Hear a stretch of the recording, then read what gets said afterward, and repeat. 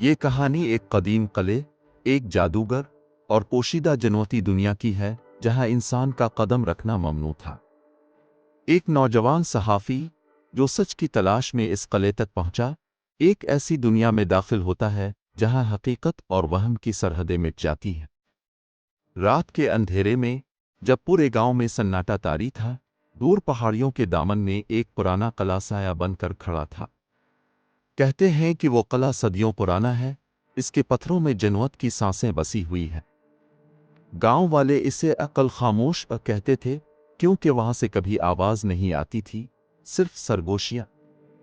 اس قلعے کے قریب جانا سخت منع تھا، خاص طور پر مغرب کے بعد، اور ہر نسل میں کوئی نہ کوئی دیوانہ ایسا ہوتا جو سچ کی تلاش میں وہاں جا پہنچتا۔ اس بار یہ دیوانہ تھا ریحان، لاہور کا نوجوان صحافی جو پراسرار داستانوں پر دستاویزی فلمیں بناتا تھا۔ ریحان کو کسی نے بتایا تھا کہ قلعہ خاموش میں کچھ ایسا چھپا ہے جو دنیا کی آنکھوں سے اوجھل ہے، اور وہ سچ ریحان کو ہر قیمت پر درکار تھا۔ وہ ایک کیمرہ، کچھ کتب اور روحانی علوم کی چند اشیاء لے کر گاؤں پہنچا۔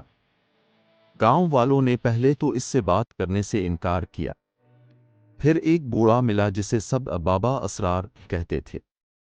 بابا اسرار نے کہا، بیٹا، تمہاری آنکھوں میں جنوت کی راہ دیکھتا ہوں، پر وہ راہ واپسی کی نہیں۔ ریحان مسکرایا، میں صرف سچ جاننا چاہتا ہوں بابا جی۔ بابا نے اپنا لرزتا ہوا ہاتھ اس کے سر پر رکھا، کچھ آیات پڑھے اور کہا، اگر جانا ہے تو چاند کی طرح رات جاؤ، قلعے کے دروازے خود کھلیں گے، اور خبردار، اندر جو دیکھو گے اس پر شک مت کرنا، ورنہ وہ تمہیں شک کی صورت میں قید کر لے گا۔ ریحان نے سب کچھ نوٹ کیا اور رات کا انتظار کرنے لگا۔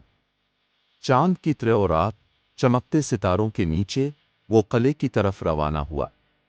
راستہ سنسان، ہوا میں عجب سی ٹھنڈک، اور درختوں کے سائے جیسے سانس لیتے ہوں۔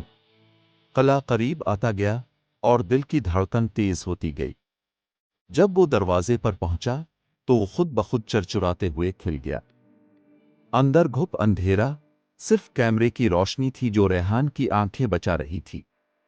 چند لمحوں بعد دیواروں پر عجیب سی تحریریں نمودار ہوئیں جو عربی جیسی تھیں مگر کچھ الگ۔ ریحان نے کیمرہ آن کیا اور دھیرے دھیرے آگے بڑھتا گیا۔ ہر قدم پر زمین ہلکی سی تھر تھراتی تھی، جیسے قلعہ اس کی موجودگی کو محسوس کر رہا ہو۔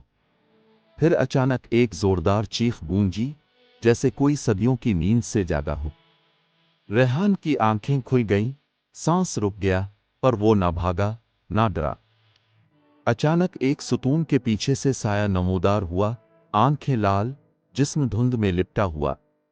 سایہ بولا، انسان، تم یہاں کیوں آئے ہو؟ ریحان نے ہچکچاتے ہوئے کہا، میں سچ کی تلاش میں ہوں۔ سایہ ہنسا، یہاں سچ نہیں، صرف راز بستے ہیں، اور ہر راز کی قیمت ہوتی ہے۔ پھر وہ غائب ہو گیا اور ایک دروازہ کھل گیا جس پر لکھا تھا، بسم اللہ پڑھ کر داخل ہو ورنہ پچھتاوے کے ساتھ لوٹ۔ ریحان نے بسم اللہ پڑھی اور آگے بڑھ گیا۔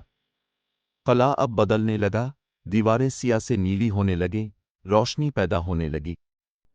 ایک لمبا ہال نمودار ہوا جس میں ہر طرف شیشے لگے تھے۔ ان شیشوں میں مختلف انسان دکھائی دے رہے تھے، جیسے قید ہوں۔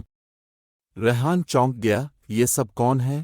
ایک مدھم آواز آئی، یہ وہ ہیں جنہوں نے جنوت کو چیلنج کیا اور ان کی دنیا میں بلا اجازت قدم رکھا۔ ریحان نے محسوس کیا کہ وہ ہر شیشہ دیکھ رہا ہے، تو ایک شیشے میں خود کو بھی پایا۔